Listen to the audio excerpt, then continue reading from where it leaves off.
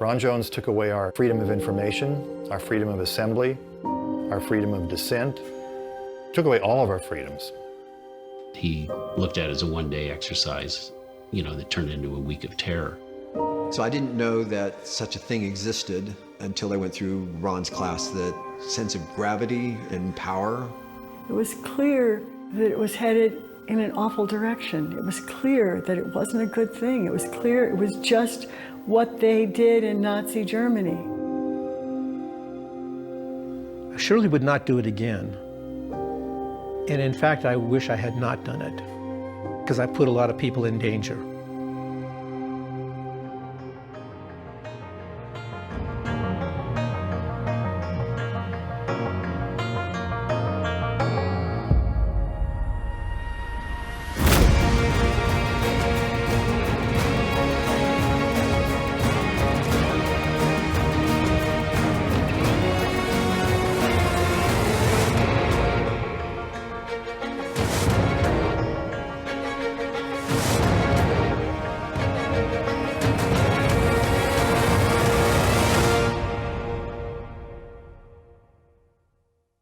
My name is Ron Jones, and for years I kept a strange secret. I shared this silence with 200 students until I ran into one of them. Steve Caniglio had been a sophomore student in my world history class. Mr. Jones! Mr. Jones! I had to stop for a minute to remember. Steve sensed my questioning and backed up, then smiled and slowly raised a hand in cupped position. My God, he's a member of the third wave. We just stood there when, without a conscious command, I raised my hand in a curved position. The salute was given. Two comrades had met long after the war. The third wave was still alive. Mr. Jones, do you remember the third wave? I sure do. It was one of the most frightening events I ever experienced. It was also the genesis of a secret that I and 200 students would sadly share for the rest of our lives.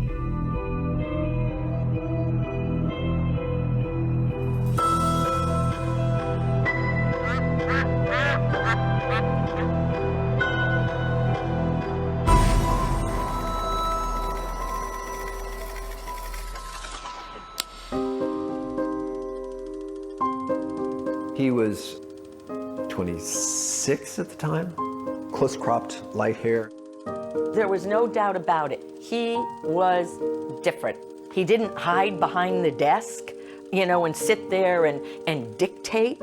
He was always standing up. He was always walking around. He was just a ball of energy, but I gravitated to him. I loved him. Just absolutely, yes! He was curious about the world. He was willing to see what would happen as opposed to, you know, concerned about what could make it worse. He was like really interested in what could make it better. He taught us with respect, and he really helped us learn how to analyze the world around us and try and figure out how to cope with it and to do our part. He is the best teacher I've ever had. Ron Jones was the perfect catalyst for what was happening at that time.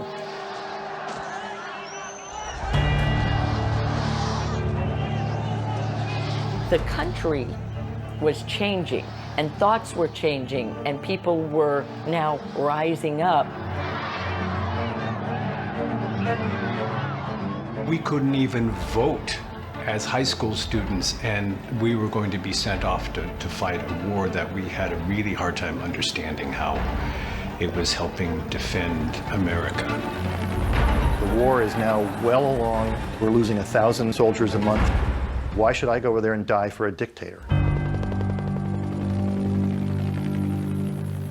The American textbooks at that time were all being printed in Texas, and the biggest issues of our times were fairly muted or sandpapered over in these textbooks. So we had to find other sources of information, and they were often in the community.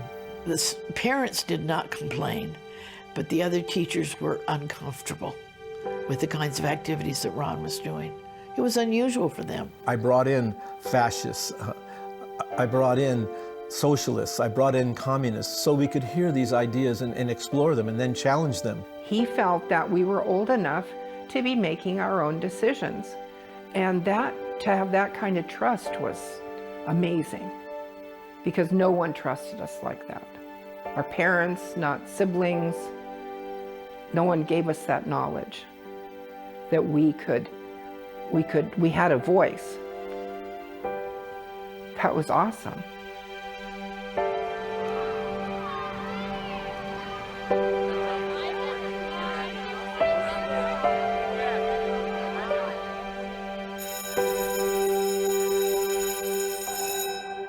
You're rushing through history as a history teacher. That's part of the problem. You're trying to cover this whole span of time and cultures. Yeah, it was like, we're going to study World War II this week.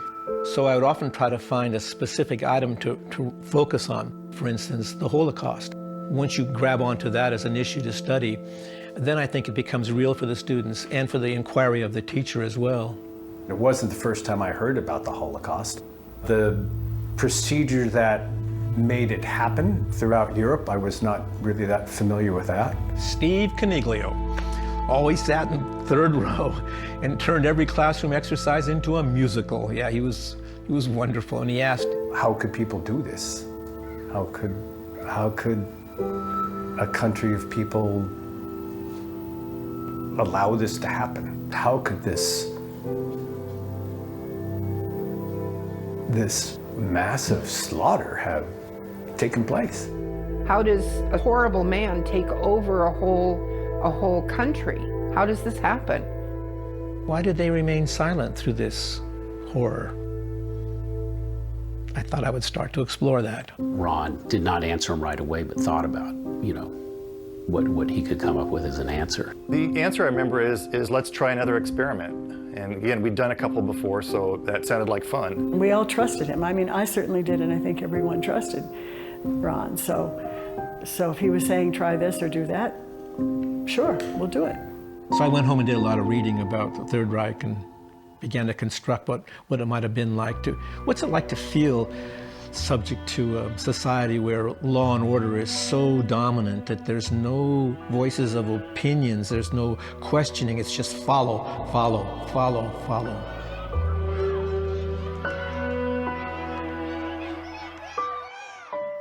Typical class. Well, the students stumble in, there's always excitement, you know, they're having their conversations that are delightful. But in this case, I had cleaned the room. I took all the projects off the walls, the independent studies. I arranged the chairs in rows as opposed to in circles that they had been. I played some Wagnerian music, so there'd be this sense of martial environment. So it'd be odd. Very weird. The desks were all lined up in strict lines, and always before people could sit on the floor, they could, you know, whatever made you comfortable. When he came into the classroom, he was much more serious. All of a sudden, he wasn't smiling as much. My recollection is he said, we're going to try an experiment. And I said, fine, I'm in.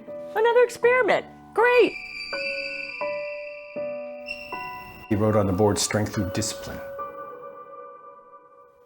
Because I'm a basketball coach, it was fairly easy. A few students in the class played basketball, so I talked about, you know, the discipline in shooting, the ritual that you go through, the value of that repetition, working hard, discipline. Athletes have discipline, and you know, it helps them perform, and there's a lot of good to discipline, and it helps keep communities together. Discipline can give you a certain freedom. Real discipline can give you a certain freedom. So strength through discipline, I could totally sign on to that. He began instituting rules right from the beginning. He started out with addressing our seating posture. He wanted us to sit at our desk with our hands up, you know, on the desktop, clasped. Also, when we sat at ease, we would sit with our arms behind our back and held them together. When you sit up, you have different body energies. It actually helps you think a little clearer. So that made perfect sense to me too. Sure, sit up. You weren't fidgeting and playing and doodling and none of that, you know, which we all did, you know. It was more focused. So it commanded attention, and he commanded respect. I'm the teacher. You will listen to me now. Once you see a few people doing it, then you're going to go ahead and do it yourself. If nobody had done it right away or just sort of laughed it off, I don't know if it would have taken off as quickly. But he was the teacher, he was a popular teacher, and he was a very well-liked teacher, and let's go ahead and do this. And so everybody's doing it all at once and sort of looking at each other and smiling and all that. And he said, no, everybody looks straight ahead. You can't look to the side. And he wanted us to concentrate on the person's head in front of us the whole time. And then he asked us to simplify our answers. He wanted answers to be in 3 words or less. It was kind of fun because it was challenging, but it also was a class equalizer. Immediately, the bright children that sit up front were somewhat being denied their privilege of being the dominant force in the class, the ones that are always asking the questions, directing the flow of the activities. Now suddenly the class is kind of made uniform because of all the rules and the regulations. You realized that you are now becoming, all of you at the same moment, were becoming uniform in something. You were all the same. We'd never experienced that before, where everybody in the class was exactly the same. So it did create this bizarre sense of unity. It created a bizarre sense of strength, actually. You know, we're all doing this. Ta-da! The class is this. It's all of us together.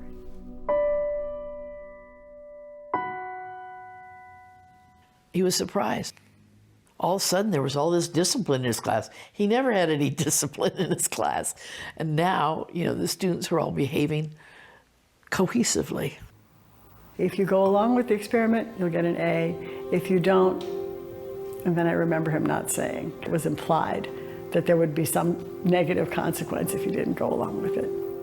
Well, actually, the first thought says, well, this will be easy. I'll just stay in the class. You know, whatever he said I needed to do, I was willing to do. It was just the way it was to get an A. I had to have an A. My parents would become unhinged if I didn't have an A. Finally, this first day, we did the speed drills. The specific drill was to leave the classroom and stand outside the classroom, and upon my clicking of a clock, to return to the classroom and sit back in your seat as quickly as possible. And the first time they moved back into the classroom, there was this kind of chaos and laughter and chairs falling over. That's not very disciplined. We're going to do it again. And we did it again. Much faster, much quieter, much more disciplined, much better. We repeated that over and over and over again until we were able to do it in an incredibly small amount of time compared to how we started out. He sat down and he was ready to move on, and then somebody said, I think we can go faster. And that was pretty much a sign that he was already being pushed,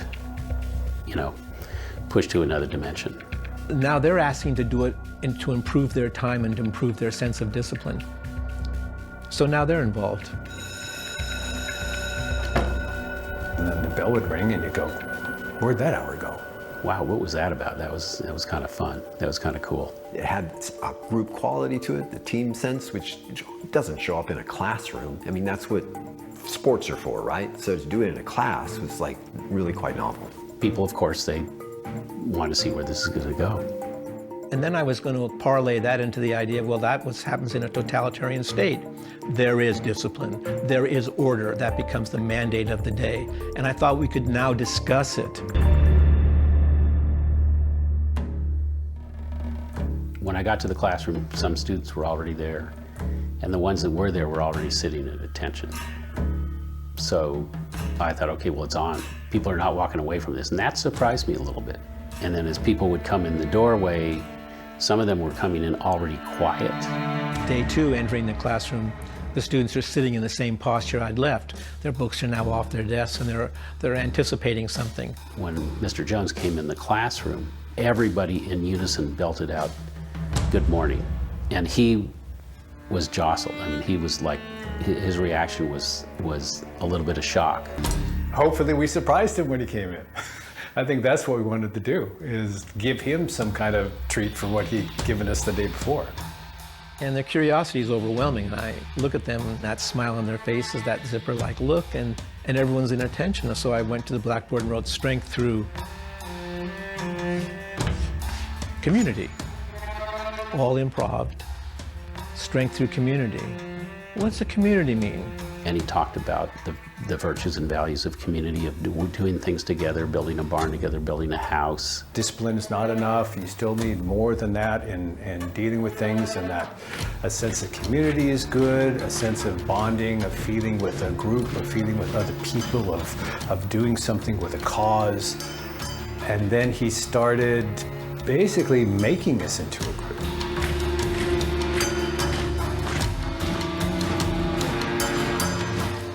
So what is community? And again, we begin to discuss it. But now we're discussing it in that form where someone would stand up. Mr. Jones' community is pop, pop, pop, pop, pop. Mr. Jones, pop, pop, pop, pop, pop. A couple of people stand up at attention beside their chair and recite strength through discipline, strength through community. And then echo, have 2 other people stand up, and then there was 4 people going strength through discipline, strength through community. Then another 2, and build it up so that the whole class by the end were all going strength through discipline, strength through community. Felt kind of good. Total class participation. I don't know how often that happens to a teacher or to a student in a class. So again, that felt pretty good. I was in the National Guard. I was talking about military, how when we marched, that feeling of the boots hitting the ground. So in a very simple way, I said, this is a sense of community. I want you all just to beat the ground with your feet just gently. Boom, boom, boom, boom, boom, boom. That's community. You feel that? And we could make that into a crescendo so it was much more dramatic and much more thrilling in a way. Boom, boom, boom, boom. That's community. Do you feel that?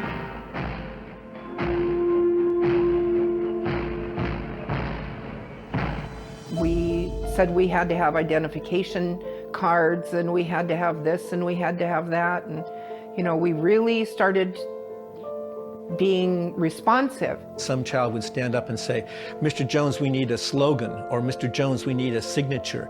And of course that's part of community. So then that child would invent. In this case, it was the idea of a wave or a third wave. Perfect, let's do that. The name, the third wave, coming from surfing, not from the Third Reich. The logic being that the third wave is the strongest, that a surfer sits out in the water and waits for a strong wave before they ride one in. So when you see one of our members in the hallway, what I want you to do is now salute them. Very simple thing to do, but that's a bonding of community. Because we were called the Wave, he had us hold our hand like that, which was like the shape of a wave. So it was just kind of this subtle, thing. Like this. Something like this. I guess it was like this. I thought I remember it being like this, but maybe it just, oops, I'm sorry. It's got to be 90 degrees, right? Sorry, I think it was like that. And somehow he came up with that, and he said that we were to use that when we met other people, other classmates. And so then we started walking around doing this. Again, kind of fun. It's actually a pretty silly looking salute.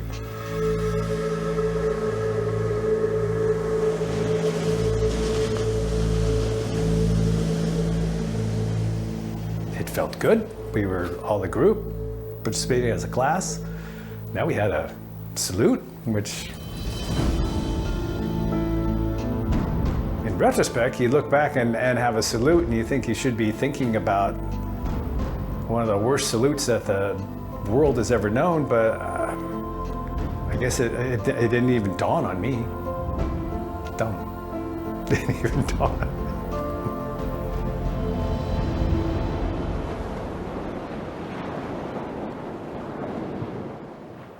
It was fun at that point. It was still kind of fun. You were out in the classroom. If we're in between classes and stuff, you'd see people saluting each other. And once you saw your classmates doing it, then it was easy for everybody to do it.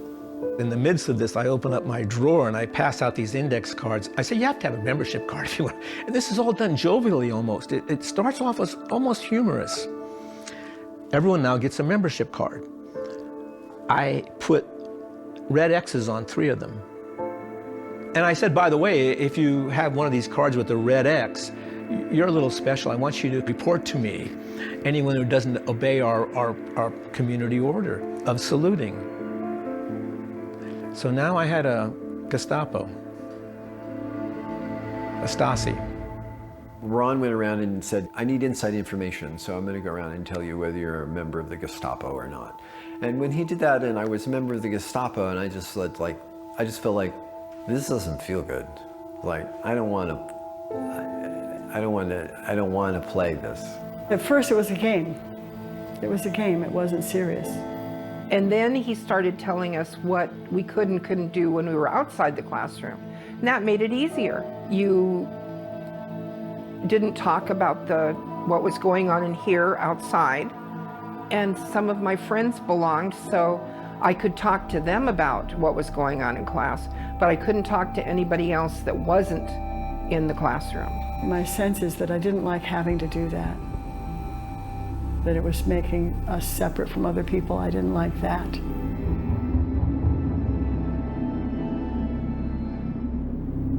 I just wanted to be part of the group, part of this group. I was important to someone. I was important to him. I was important to the other people in the class at that point. For once, I was getting a lot of praise for what I was doing. I didn't get that at home. One of the students, in this case, Robert, who always sat alone in the very corner of the room, stands up and says, Mr. Jones, I want to be your bodyguard. I hadn't thought of that. That's nothing I had planned. And he becomes a bodyguard. That was scary. The thought that he needed a bodyguard. Weird. Yeah.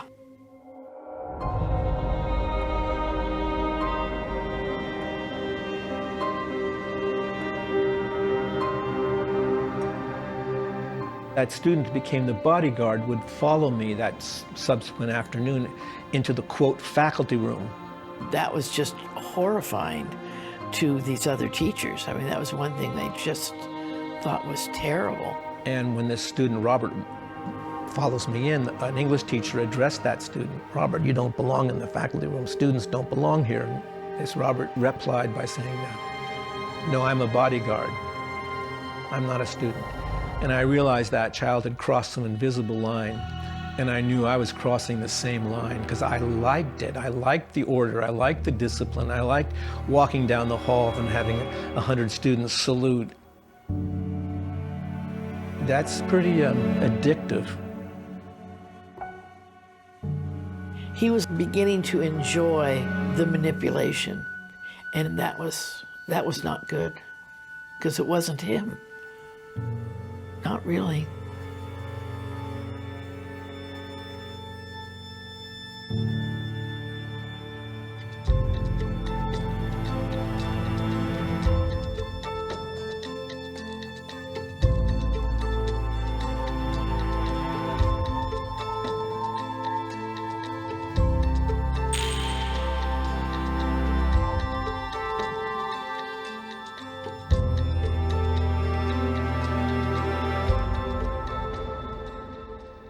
A school is a composite of many cultures. We had the revolutionaries, we had the athletes, we had the cheerleaders, you know, the elite in-group, the out-groups. We had all of those. Because the wave was spreading through the school, now members of these outside groups started to come into the classroom to find out what was going on. So students that usually hang out at the donut store that were members of a car club called the executioners, that were pretty violent, and they were selling drugs and car parts. Now they're in the classroom. We started out with 30 kids in the classroom, and by day 2, we suddenly had maybe 35. And then the next day it had grown to maybe 40 or so. It reached the point where it was filling up the aisles and people sitting on the floor. And that of course verifies everything he's doing. You know, makes it legitimate. So now the classroom kind of picks up a different kind of energy. And one of the beauties is that for the first time, groups that normally don't interact with each other now are sitting together, and they're feeling powerful. The fact that there's other people there confirmed that me being there is the appropriate thing. Suddenly, look, those seniors that used to ignore us now want to be in our class. They're talking about us. Now we're the hub of attention. And everybody wanted to experience this third wave movement.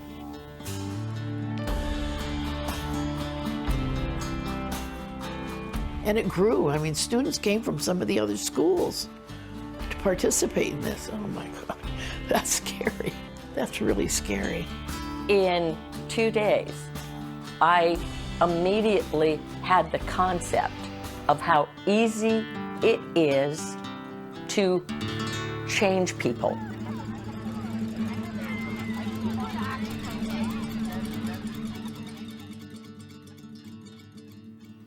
It's important to be a part of a group and to have discipline and community, but it means nothing. It means nothing unless you're willing to act. I mean, you want to look at the Black Panthers? They're willing to act.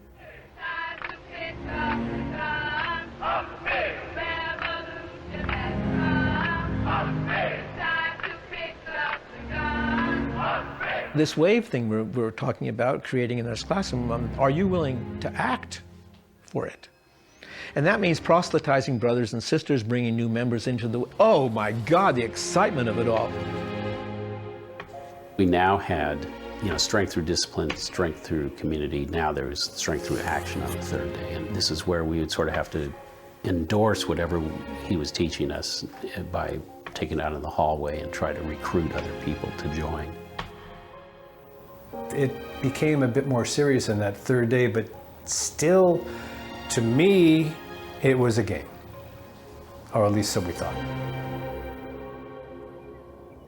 Out of the blue, posters began to appear on campus saying, "Stop the wave," by a group called the Breakers. Who are the Breakers?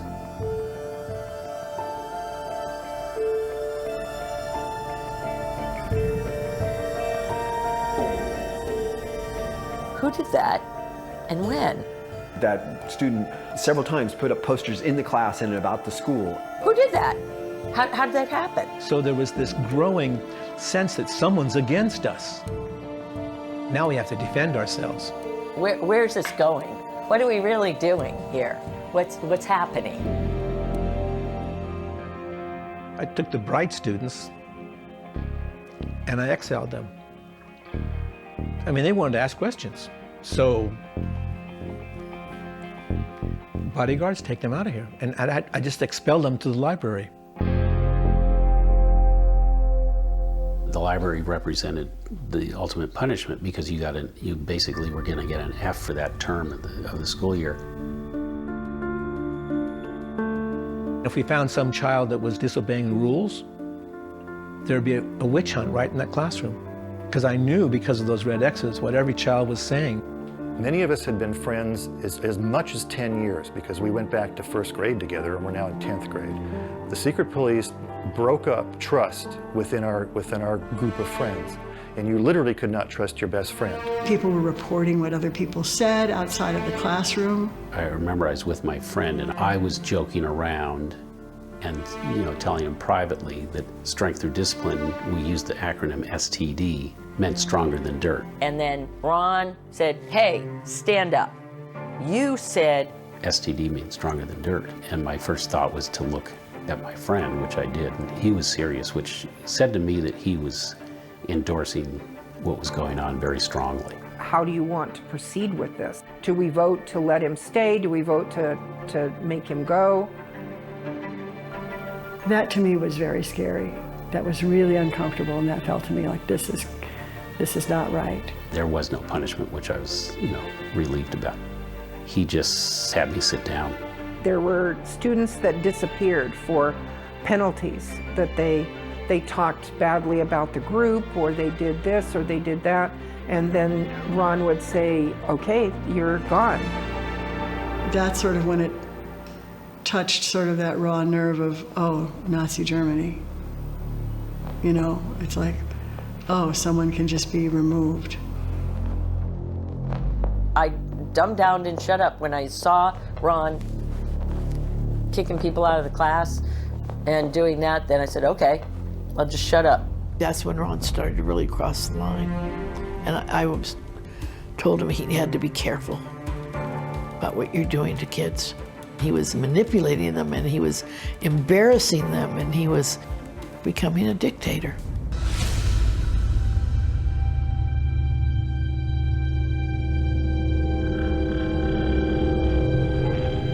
Everything that was so traumatic and so revolutionary was not what happened in the class. It's what happened outside the class, when you walked outside the door. That's where the lesson was. That's where they were tearing stuff down off the walls. That's where people were punching each other. That's where people were setting up the tables and then saying if they didn't want to join the group, what's your name? So there's fights going on in the hallway about joining or not joining. Membership lists are being taken for students that don't believe or do believe. That's where the lesson was. It was outside. He could tell you anything he wanted, but it wasn't until you walked outside the door where all of the real shit happened.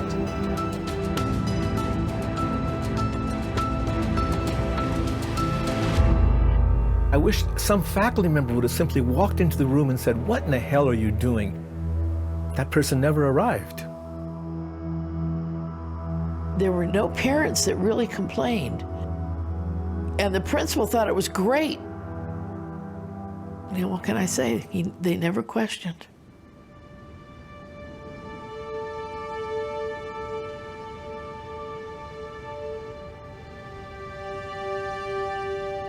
It became clear to me that it was going for him too far. What happened to your playfulness, Mr. Jones? What happened to your kindness? What happened to your curiosity?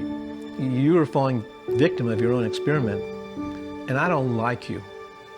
To have a wife catch you at that, you changed. Because sometimes he goes off naively, because he's enjoying that moment of seeing these students excited about something. And he can get himself in hot water. But no, we talked about it, and over the week, he kind of came to the conclusion they better end it. So I knew immediately, okay, I got to figure out how to bring this to a close that's going to be somewhat informative and useful to the students and not destructive and not just destroy their whole sense of will and involvement.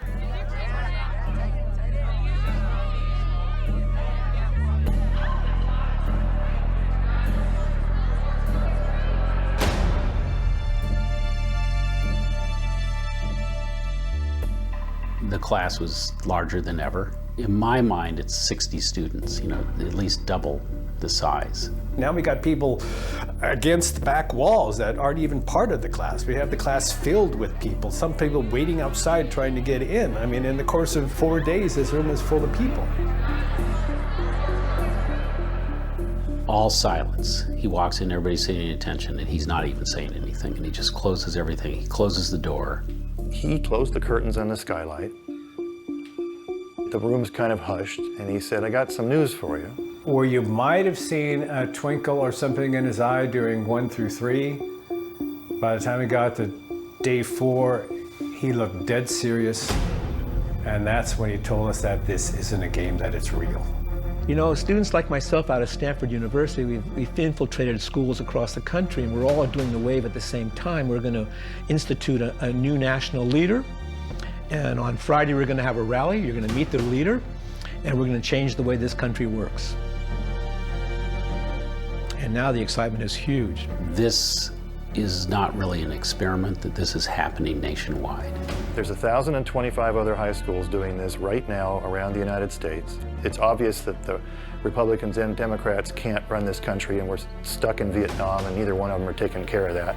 And we're going to create a new movement towards peace and towards everybody getting together. That we're going to take this to the next level, and we're going to take it to Washington, D.C. Our common enemy was the U.S. government in the Vietnam War. And so when he announced a third party, he hit a nerve. And by taking over Washington, I didn't know if that meant by force or by vote, but I never got the sense it was by vote. I always got the sense that this was a movement that was just going to happen. It was happening everywhere at once. The feeling was almost like we're going to show this older generation the way it should be done.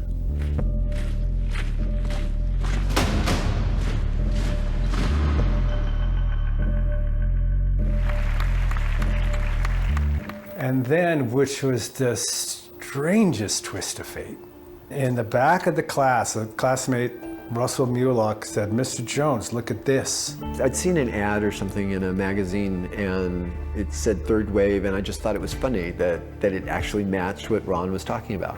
It was a double-page color ad showing a huge wave, and it said, the wave is coming. And then Ron just took it, he says, and he was like, it's like this little pause kind of thing. It's like, see, what we're doing is just not us. What an incredible piece of coincidence that he comes into this class and tells us the third wave is a national movement and it's for real, and somebody opens up a Time magazine with a double-page color ad saying the wave is coming. That was supposed to be humor, that it was funny, and now he's saying it's a real thing, and I said, so that was like it turning serious? I thought it was a game up until then. You're not to tell anybody outside of class, you're not to tell your parents. Then I had to make the decision about coming the next day and seeing the party leader. And to me, I felt like there was no choice. I was so involved in it by now, I was so sucked into it, and if it's happening nationwide, I don't know if I want to be on the outside. I didn't know how safe that would be. It was, at least for me, a tremendous weight. I didn't know what to do. So I left nowhere near the same person I was when I walked into that fourth day class. Because now, to me, it's just the whole world had changed. Well, he said that. He said that. He said, this is actually part of a real youth movement. I want people to make posters for this. There's going to be a rally, and we're going to all go to this rally. And that was, oh shit, now I'm really not signed on at all. I can't go along with this. This is totally wrong. I kept thinking, eventually I'll understand it. I'll figure it all out. The clouds will part, the sky will be clear, my direction will be clear, and I'll know what to do and when to do it. And instead, ultimately, I found myself trapped in the rally room. On the final day, Friday, students assemble in this large auditorium. I have friends from Stanford with cameras and to film the event, to make it look like a press event. I've got a TV up front for the introduction of the new leader. It was going to be a significant moment. I was just glad it was going to end, and these students didn't have to go through it anymore. I just remember in his class, some guys came in who were from this club called the Executors, the car club. And I didn't know they were part of this whole thing, but they came in and said that they were going to escort us to the rally. It was clear to me that we shouldn't go. We shouldn't be part of it. Alicia Hess was a friend of mine, and she was very vocal about, well, what are we doing here? Why are we letting this happen? It was clear that it was headed in an awful direction. It was clear that it wasn't a good thing. It was clear it was just what they did in Nazi Germany. It was clear that I didn't want to be part of that. And one other girl, Jeannie, I don't remember her last name, she didn't go. And then they took everybody else out, everybody else left, and the two of us were just sitting there. Like, what do we do now? It was really strange. We were so grateful for each other's company. You know, at least there were two of us that stayed and didn't go.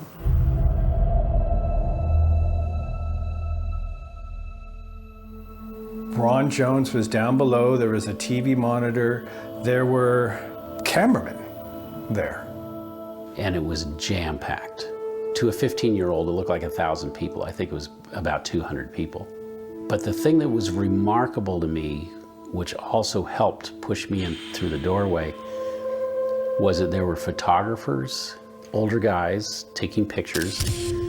There was somebody in the back of the room who had what looked like a 16-millimeter camera. It looked all like this thing was really going to happen.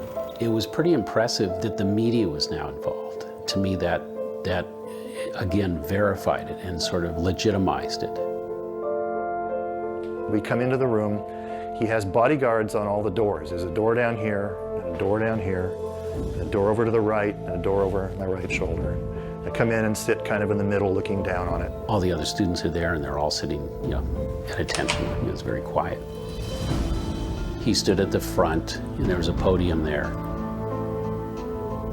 And he said, let us show everyone the extent of our training. And we went through all of our chants, saying them louder and louder: the strength through discipline, strength through community, strength through action. We're putting on a show for the reporters, so we're chanting strength through discipline, strength through community, and strength through action. All tight, and we've been at it now for several days and we're good at it. And then he gave some sort of signal, which meant to sit down and sit at ease, you know, with our hands behind our back, and everybody just did it in unison practically. The curtains were all drawn, and then he said, here's your leader. And he turned on the TV set. And everybody sat there with the lights out. And all there was us looking at this TV monitor with nothing but white snow and the sound of shh.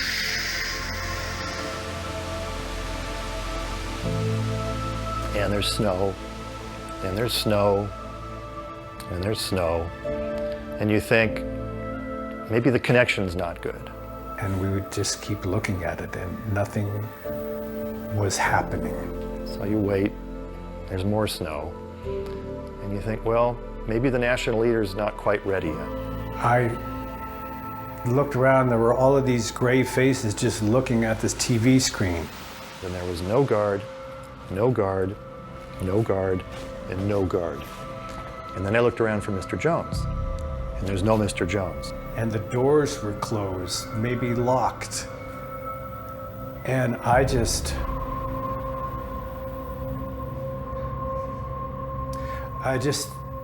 thought, which had been an image that I had thought of before, but I thought of the people in the camps going to this shelter thinking that they were going to get a shower. And the doors closed and the gas pellets dropping, and then all of a sudden, they're screaming in terror as they're gassed. I just had this image of that with us.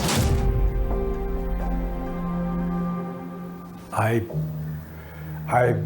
freaked. I just stood up and said, I'm getting the hell out of here. And I raced towards the back door. I did not feel safe in that room. I just didn't feel safe, and I ran out the back door as fast as I could go. Ron Jones had left at the front of the room, and he entered the back of the room, and he walked down to the front of the classroom. And I remember, just seeing him across the way, just moving very slowly down and just staring straight ahead like he wasn't looking at anybody.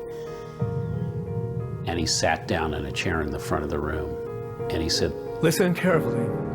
I have something important to tell you. There is no leader. There is no such thing as a national youth movement called the Third Wave. he said, what I've witnessed has sickened me. Because and this is what I recalled, you are no better or worse than the German Nazi who we have been studying. You thought that you were the elect, that you were better than those outside this room. You've been led and manipulated by your own desires. You think to yourself that you were just going along for the fun, that you could extricate yourself at any moment, but where were you going? Where were you heading? How far would you have gone? And then he said, let me show you your future.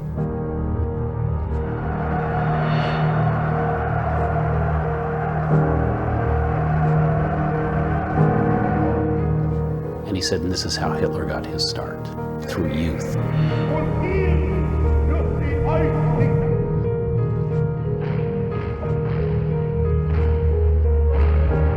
And I had to arrange these images of the Holocaust.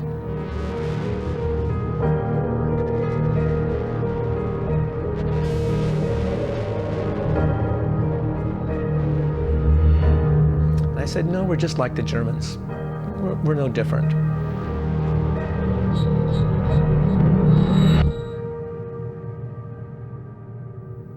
I was sitting next to one of my very good friends who was Jewish, and she said, see what happened?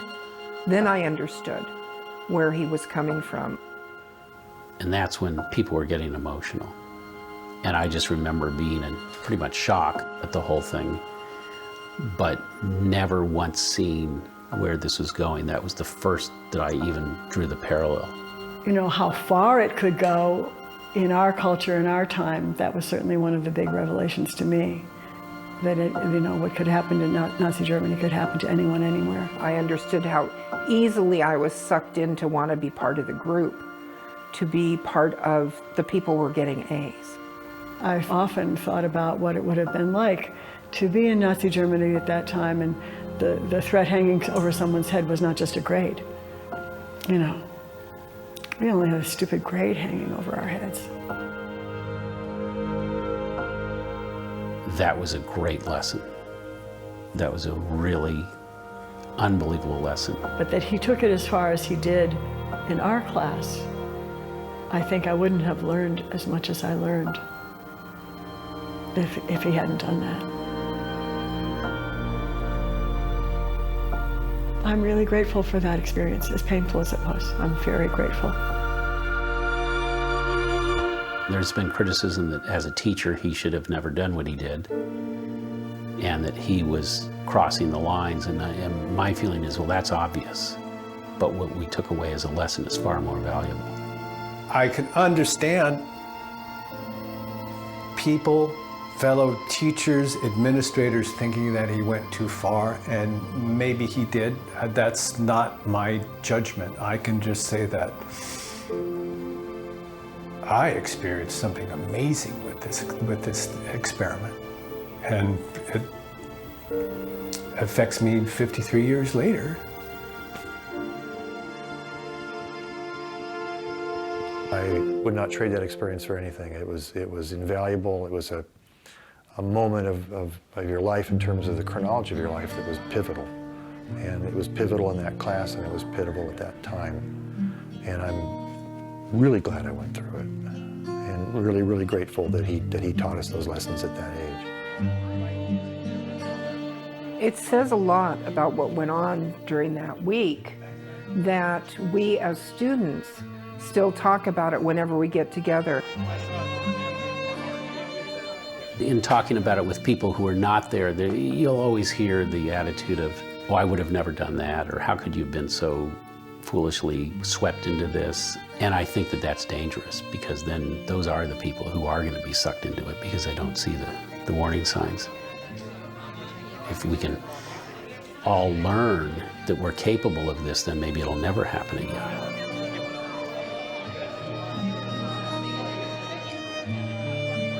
Surely would not do it again. And in fact, I wish I had not done it, because I put a lot of people in danger. I think I was very fortunate no one was hurt. But in retrospect, has it become a lesson? Yeah, it has. It's become an international source of theatrics or movies. It has a life that continues because of the curiosity about why do we fall victim to ourselves. It's all Ron Jones's fault. I wonder what I would have done if I was not in the WAVE class, but that experience combined with the 60s and combined with activist parents has meant that I'm an unsettled soul. I would love to just be able to go sit in a cabin in the woods and be done with it, but I can't. If this was to happen today, would students like myself be better or worse off in terms of kind of fighting back? I'm honored and proud that the WAVE story is used, almost you could say, as part of the resistance.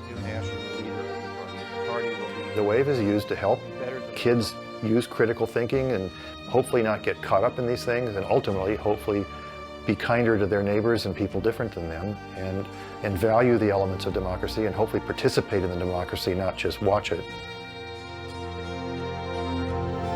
Life goes by pretty fast. You know, life can't be planned or explained. If I've learned anything, it's that.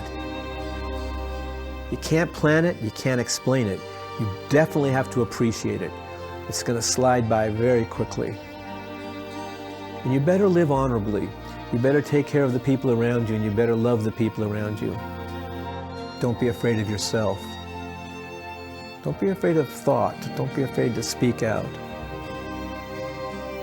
And you better fight for justice and freedom. Make the world better.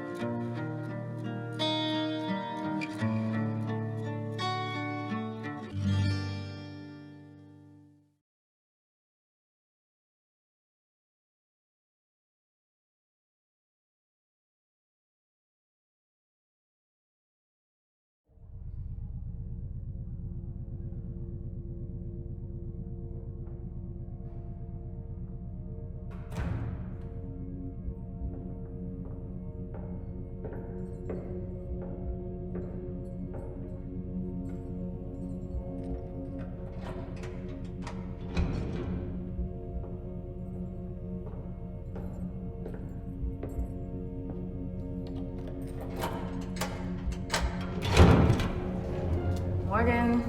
Moin. Kommst mit?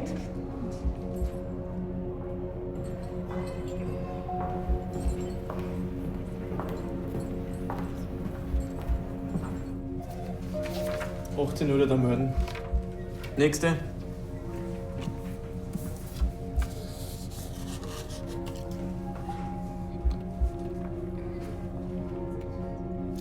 Birgit dasselbe, 18 Uhr. Nächste.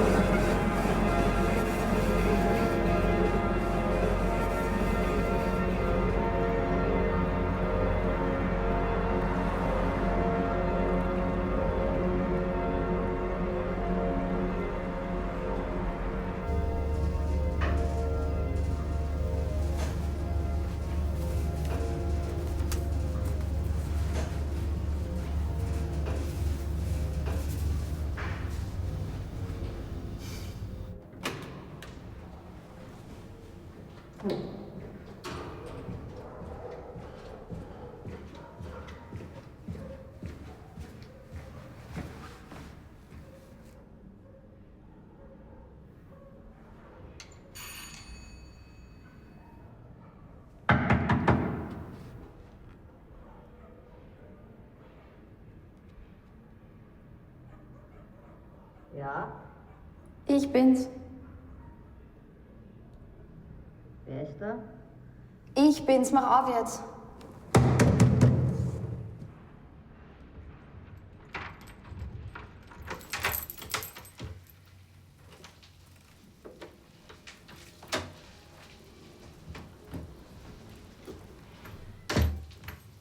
Boah, da stinkt's, Alter.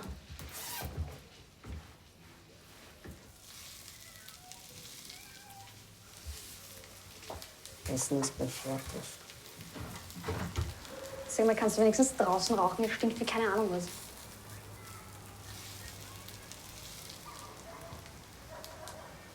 Ich red mit dir.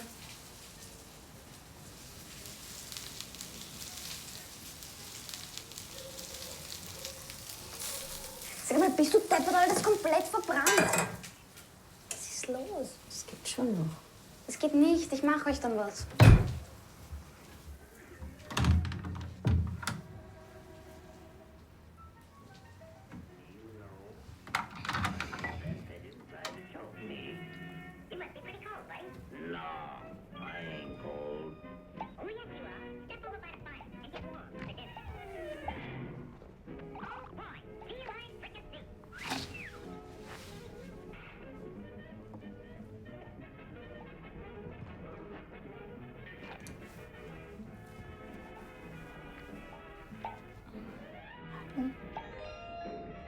Was da?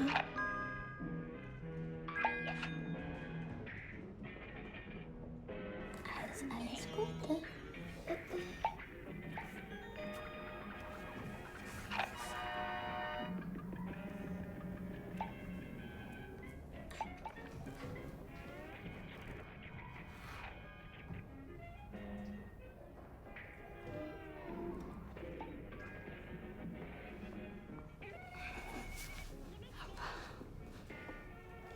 Warum bist denn du so nass? Hm?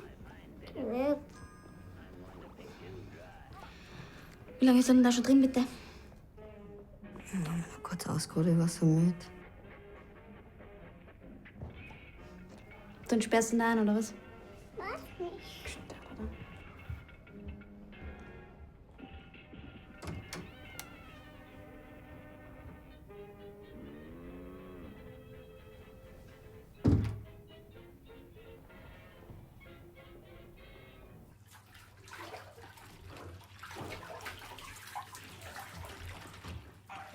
Kannst du nicht so zappeln?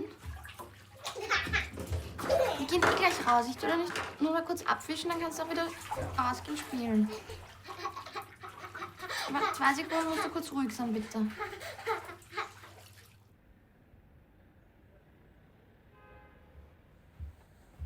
Du, ich will mit dem Kleinen was essen und ein Geschenk kaufen gehen. Brauchst du irgendwas?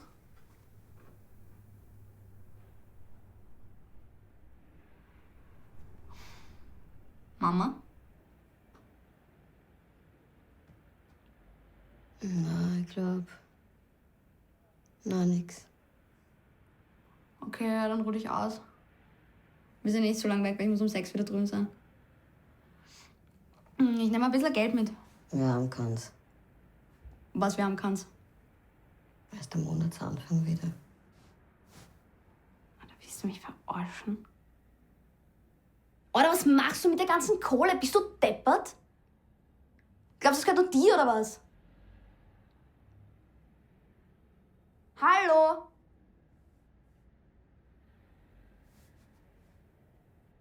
Alter, du gehst mir so am Arsch! Komm jetzt. Ich sag, komm jetzt, wir gehen. Na, doch. Ich mag den ganz klein. So, Jacke anziehen. Schuhe.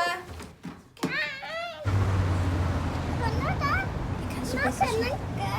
Ja, wir holen jetzt Geld, schon.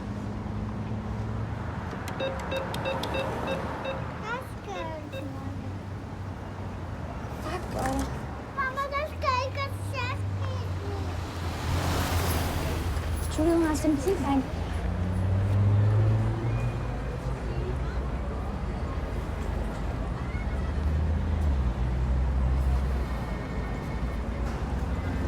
Entschuldigung, hast du ein bisschen Kleingeld vielleicht? Nicht mit. Sorry.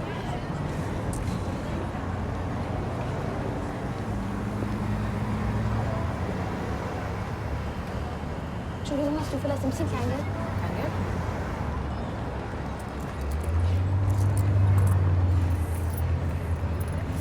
Super, danke, danke. Da ist die Rutsche, schau. Mama, hilf mir!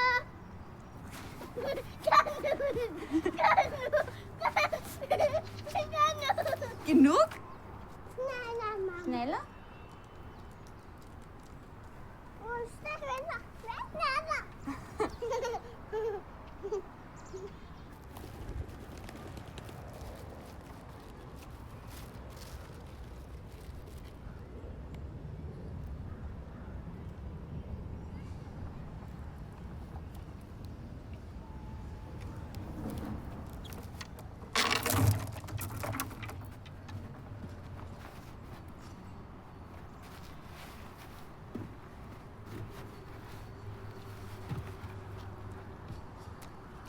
Super.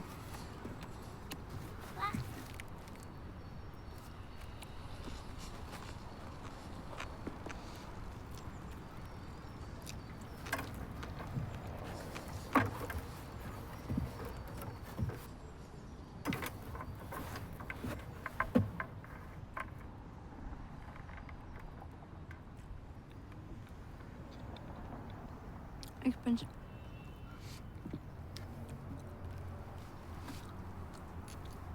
Ja.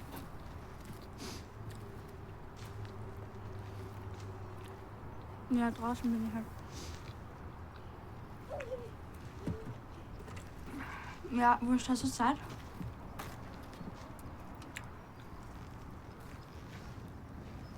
Naja, jetzt dann.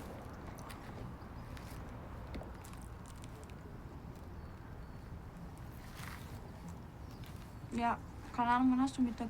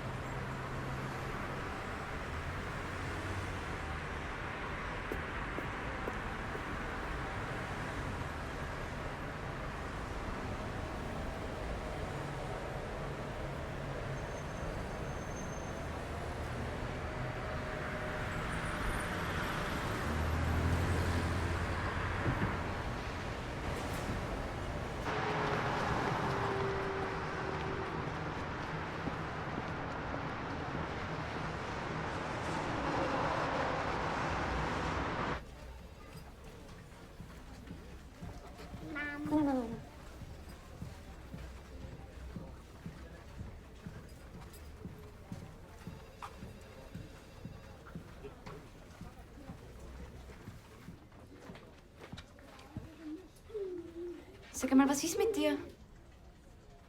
Bitte? Lass uns einfach sitzen wie die Trotteln. Scheiße, tut mir leid, ich habe unseren Termin vergessen. Moment, ich komme gleich, ja?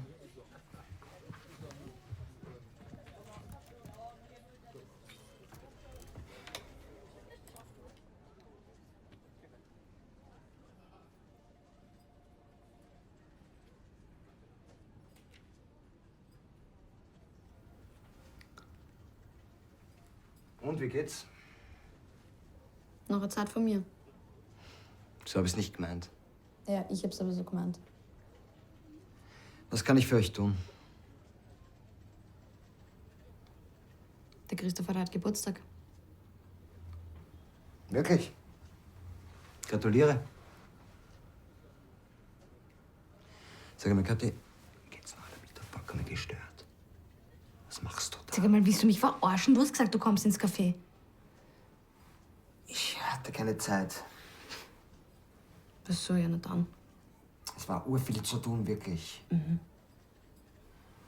Wie geht's deiner Frau? Was willst du, Kathi?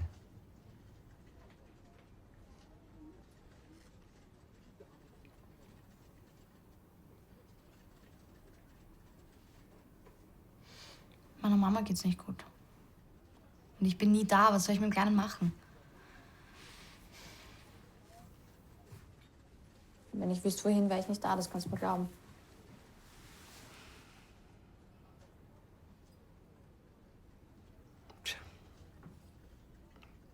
Ich kann euch Geld geben. Aber mehr kann ich momentan auch nicht tun, sag. Schon.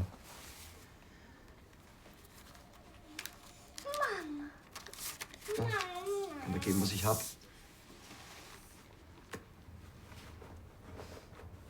Du, ich muss um 18 Uhr wieder drin sein, also. Was soll ich jetzt machen? Warte, was soll ich jetzt machen?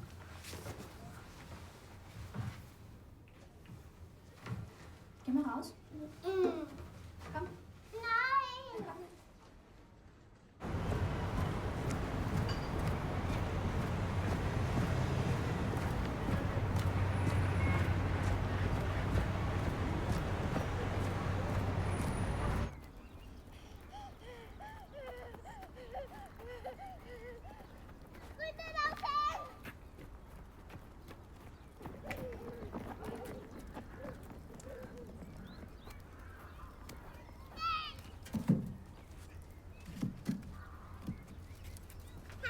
Du musst gehen. Ja, warte kurz.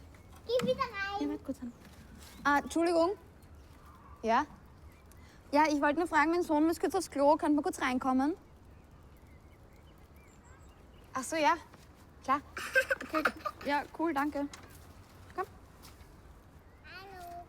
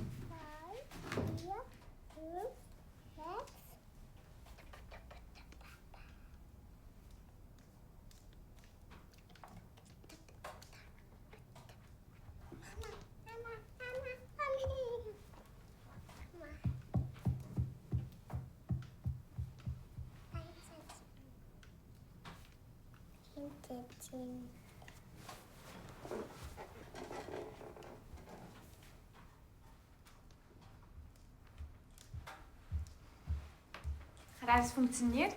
Ah ja, voll, danke. Könnten wir was trinken vielleicht? Ja, klar. Kaffee, Tee? Kaffee bitte und ein Wasser für den Kleinen, wäre super. Ja.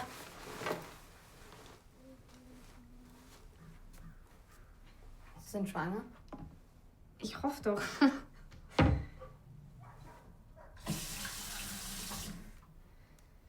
Ja, 7. Monat. ich darf mich eigentlich eh nicht mehr so viel bewegen, aber mir fährt die Decke am Schädel, wenn ich da... Also, du weißt eh. Also, du kannst ruhig du zu mir sagen. Ja, schön ist es da. Ja, wird schon. Ich bin hier groß geworden. Und meine Mama wohnt auch da oben. Also im oberen Stock, aber sie ist nie da. Genau, und wir haben da unten umgebaut. Also, ich habe umgebaut. Genau. Ah ja, den Kaffee.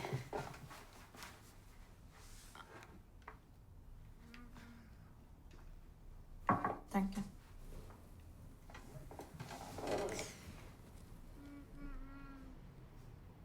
Ihr wohnt in der Gegend? Na, wir kommen aus der Stadt. Aha. Verheiratet? Nein. Entschuldige. Ja, er hat eine Freundin gehabt damals, das habe ich aber nicht gewusst. Und ja, jetzt ist er verheiratet, also. Das tut mir leid. Es geht mir überhaupt nichts an.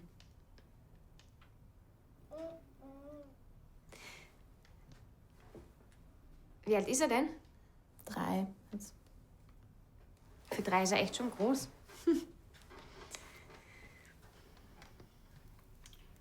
Wie lange seid ihr zusammen? Seit 6 Jahren. Voll. Seit 3 Jahren verheiratet.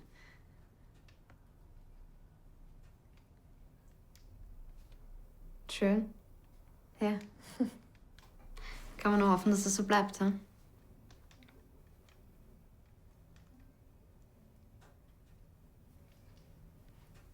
Ja, ich denke schon. Ja, das kann man nie wissen.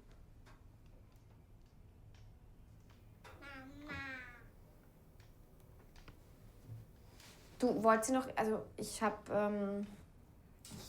auch noch was Süßes da. Na, danke, ich müsste nur selber kurz aufs Klo. Könntest du kurz auf ihn schauen? Ja, klar. Danke.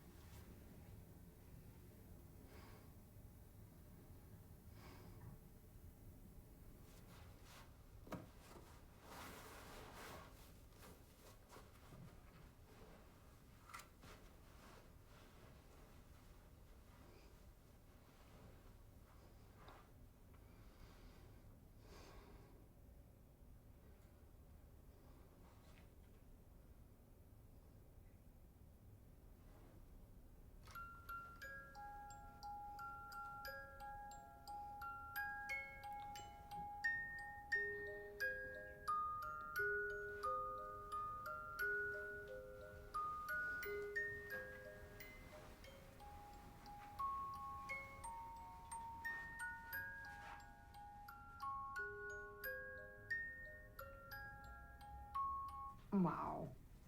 Was ist das, Spaghetti? Ja. Was tust du da drauf? Da macht man raus. Ketchup. Mm. Lederrot. Und da bist du kitzlig, gell? Mhm. Oh ja, ein bisschen. Da auch. Da auch. Ah, das ist jetzt verbrannt. Da musst du jetzt ein bisschen Zitrone drauf, genau. Hallo? Ah, darf ich vorstellen, Kathi? Das ist der Robert, mein Mann. Robert. Kathi, hallo. Setzt euch doch. Na, wir müssen jetzt gleich los, weil sonst verpasst man den Bus. Ach so, aber der Robert kann ich ja schnell reinbringen, oder? Kein Problem, ich führe euch. Es ist echt kein Problem. Und wenn du möchtest, dann darfst du diesen Wow-Wow darfst du mitnehmen. Wir haben 3 davon. Mhm. Okay.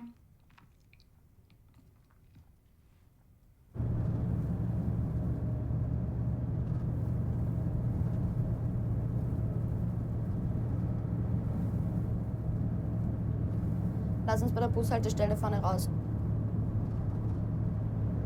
Na, ich führe euch rein. Lass uns davon raus.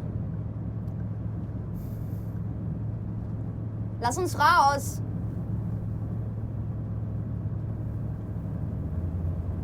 Lass uns raus jetzt! Oder bleib stehen! Oder was ist mit dir? Bleib stehen! Was soll der Scheiß? Du sollst stehen bleiben! Das ist mein Haus. Ich mach dich fertig. Bleib stehen, du Arschloch! Ich will aussteigen! Was ist mit dir? Hör auf jetzt! Bist du depp? Hör auf! Hör auf!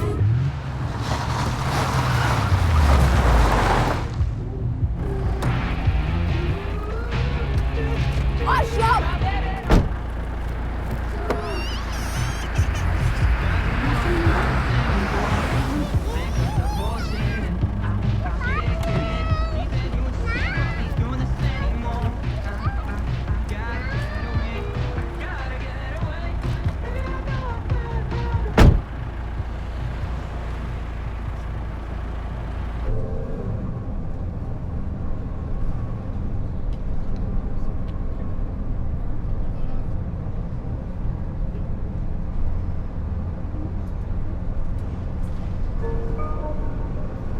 Wilhelminenstraße.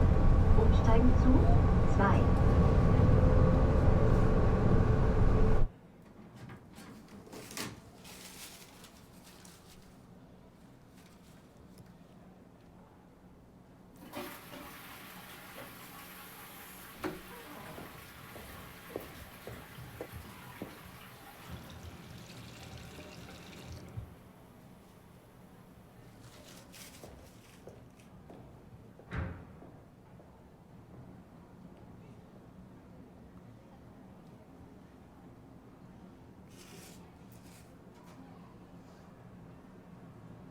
Und das war gut.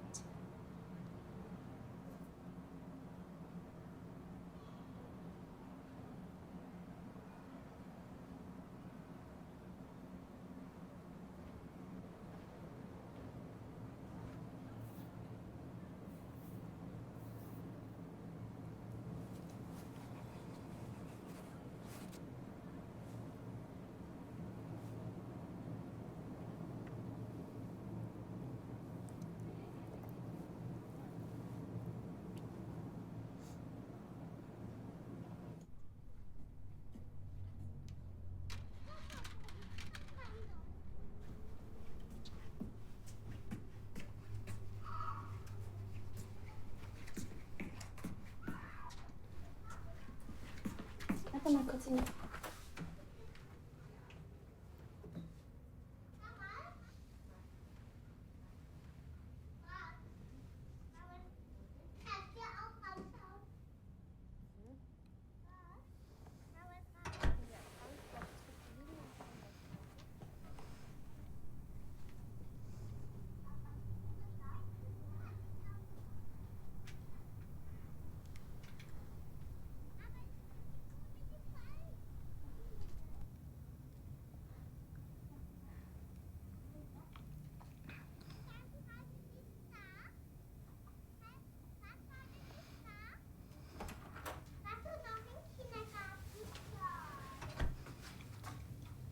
Hallo.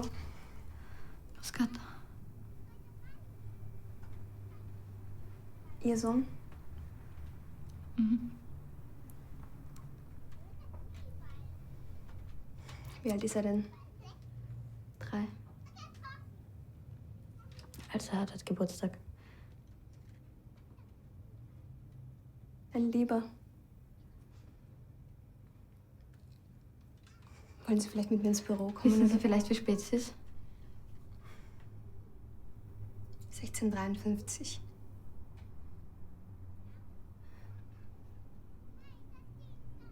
Ich könnte Ihnen... Einen Moment, bitte.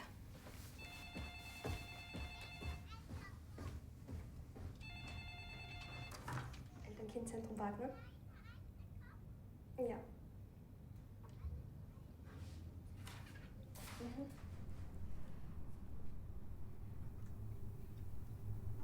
Ja, einen Moment.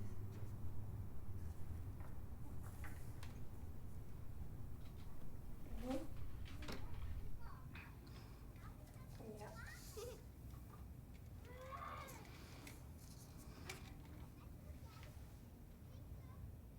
Okay. Okay, gut. Ja, gut.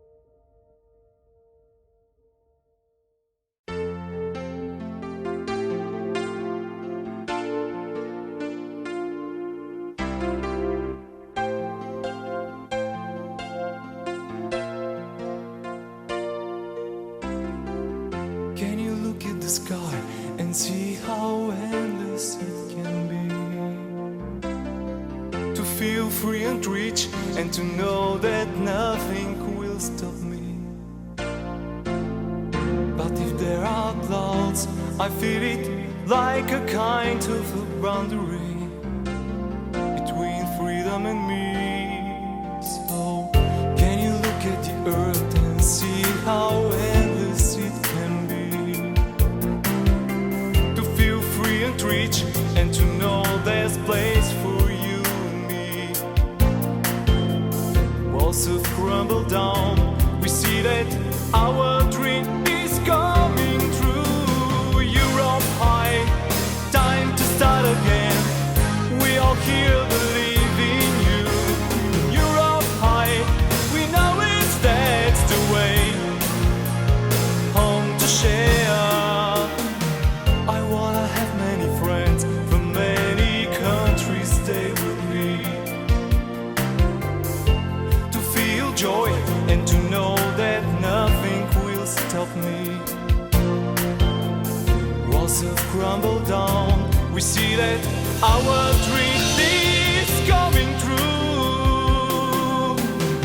Europe high, time to start again. We all here believe in you. Europe high, we know it's that's the way. Home to share. Europe high, time to start again. We all here believe in you. Europe high, we know it's that's the way. Home to share. Times will be times. Hope for you, hope for me. We can see we'll be free, and we all want to see. Times will be times. Hope for you, hope for you, hope for me. We can see we'll be free, and we all want to sing. I believe in the life, I believe in the sky, I believe